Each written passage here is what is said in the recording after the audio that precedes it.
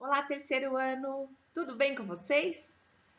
Hoje a nossa aula é na apostila número 4, aulas 33 e 34.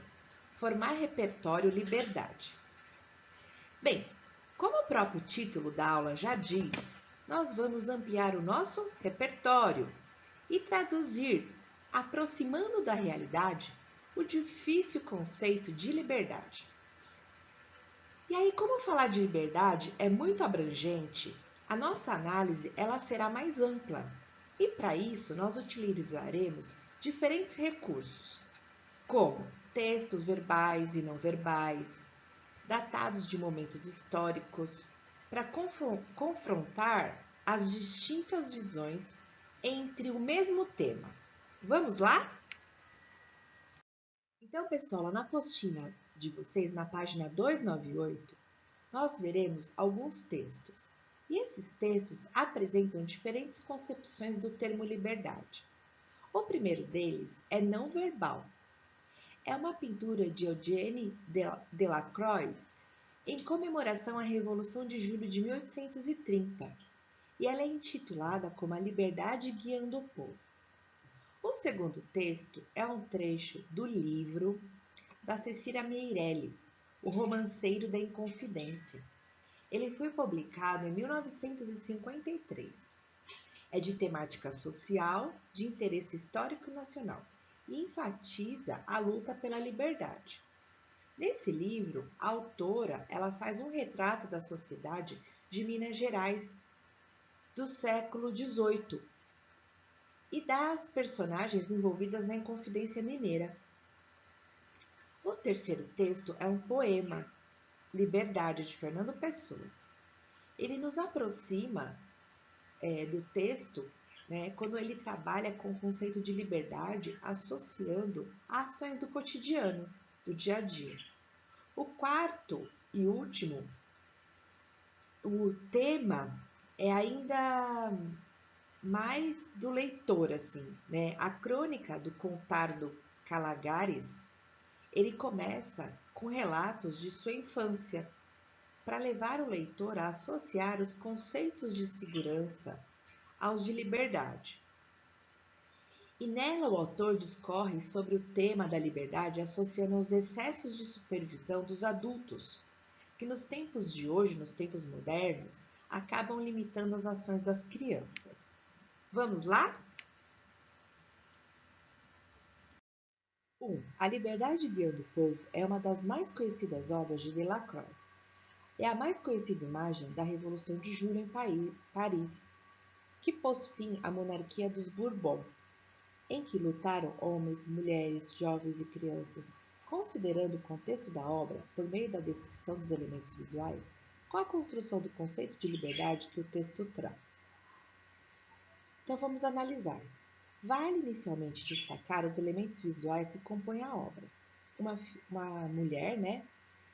Uma figura feminina, robusta, muito maior do que os homens, com os seios nus, altiva e de gestos largos, personifica a liberdade e conduz o povo a olhar para trás como se estivesse pedindo para ser seguida. Ela anda sobre os corpos dos derrotados, empunhando uma arma e a bandeira tricolor da Revolução Francesa. À direita, em primeiro plano, vêm-se os corpos de 2 soldados mortos, e à esquerda deles, o corpo seminu de um revolucionário. À esquerda, empunhando armas, encontra-se um operário com a camisa aberta, um burguês com chapéu de copa, casaco e gravata borboleta, e um rapaz abaixo dos dois, todos armados. As cores predominantes na composição são branco, vermelho e azul, cores da bandeira do país. O texto 2. Liberdade, essa palavra que o sonho humano alimenta, que não há ninguém que explique e ninguém que não entenda. Cecília Meirelles. 2. Na construção do poema, a Cecília Meirelles se utiliza de um expediente linguístico, o presente gnômico ou omnitemporal, para determinar a eternização do desejo humano de liberdade. De que maneira essa estratégia linguística colabora para a interpretação da definição de liberdade no poema? Bem, o presente gnômico Muitas vezes, empregado na expressão do senso comum, é utilizado para enunciar afirmações que se pretende se tornar verdades eternas e se aproxima muito dos provérbios.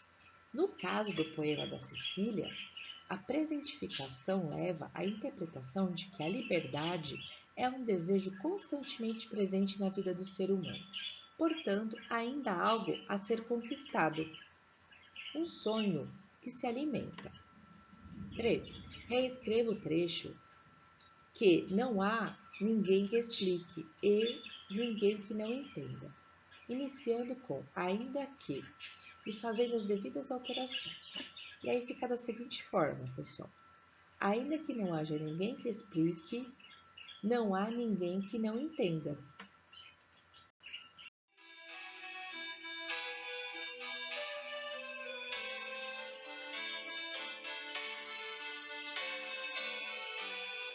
Ai, que prazer não cumprir um dever, ter um livro para ler e não o fazer.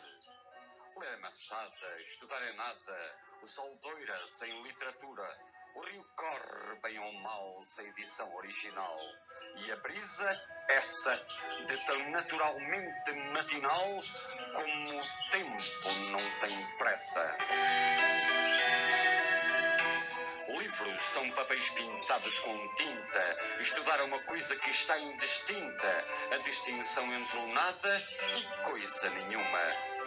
Quando é melhor, quando há bruma, esperar por Dom Sebastião, que venha ou não. Grande é a poesia, a bondade e as danças, mas o melhor do mundo são as crianças. Flores, música, o luar e o sol, que peca, só quando em vez de criar, seca. E mais que isto, é Jesus Cristo, que não sabia nada de finanças, nem consta que tivesse biblioteca.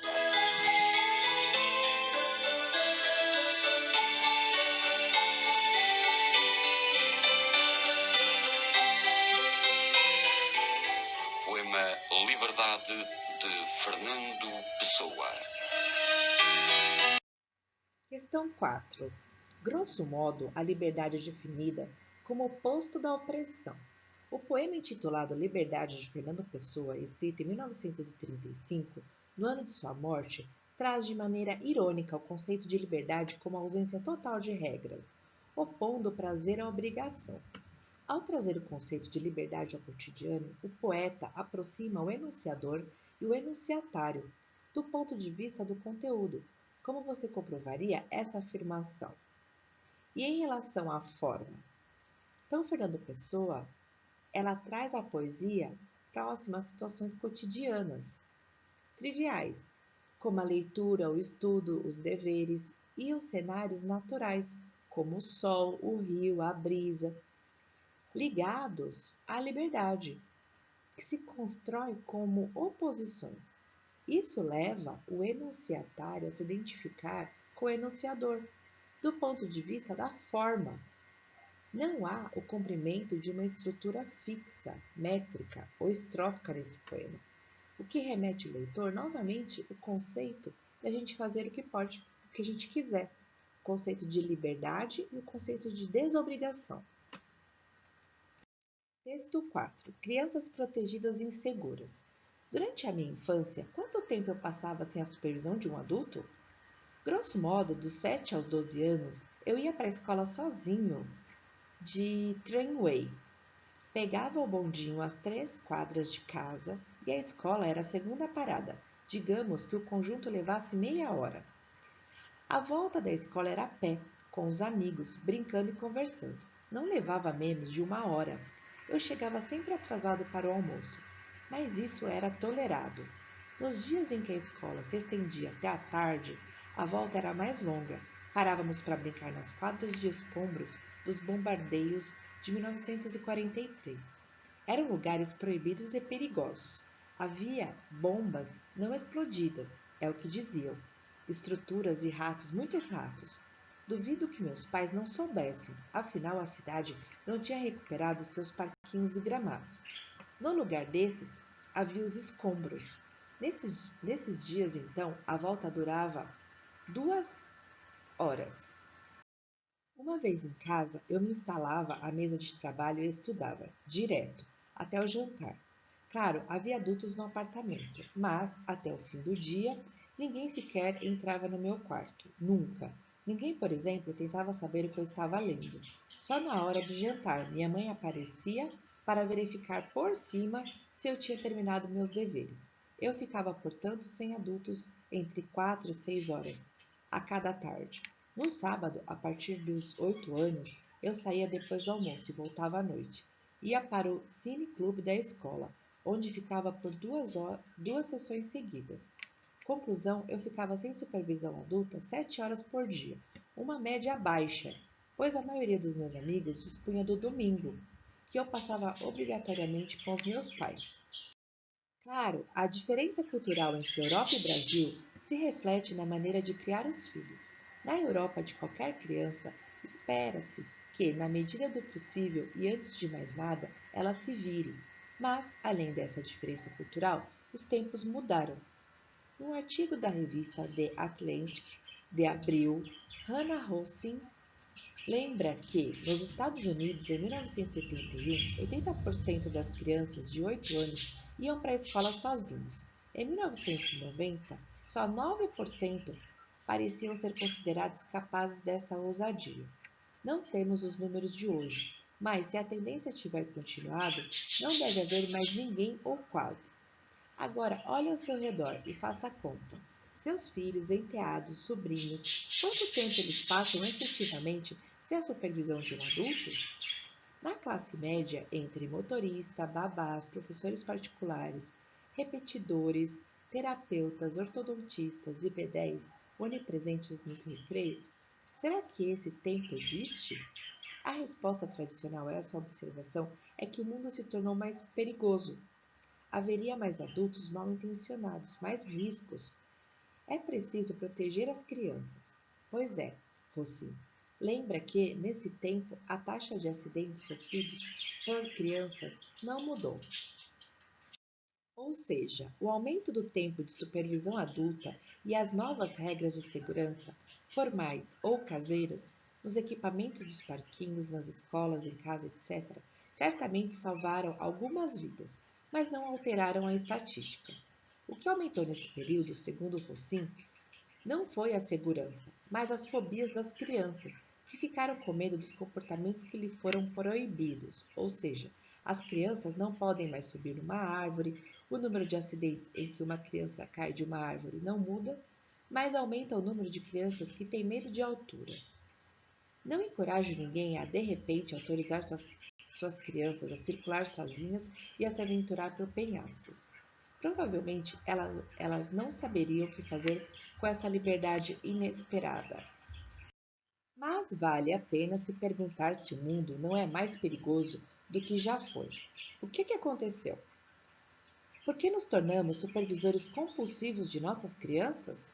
Pois bem, o mundo não é mais hostil do que já foi, mas nossa confiança nele diminuiu e talvez compensemos nossa falta de confiança protegendo nossas crianças da hostilidade que nós exageramos no mundo. Nota: como era previsível, proteger excessivamente nossas crianças as tornam mais desconfiadas, não mais seguras. Se quiséssemos que nossas crianças fossem confiantes, seria preciso que elas fossem mais autônomas. Regra sobre a qual valeria a pena voltar. A autonomia produz confiança, a proteção, ao contrário, produz a insegurança. 5. O escritor psicanalista italiano Contardo Caligaris, por meio de um relato baseado em suas experiências pessoais, defende a tese de que as crianças dos tempos atuais estão excessivamente submetidas à supervisão dos adultos e que esse excesso de zelo, por ele classificado como ausência de liberdade, levaria também à perda da autonomia e da segurança. Você concorda com essa afirmação? Escreva um texto dissertativo de aproximadamente 15 linhas, em prosa, em parágrafos, expressando seu posicionamento sobre essa questão. Boa produção! Muito obrigada por acompanharem essa aula. Nos vemos então na nossa próxima videoaula de correção de exercícios, onde faremos a leitura dos textos teóricos e a proposta, ok? Um beijão para vocês e até a próxima aula!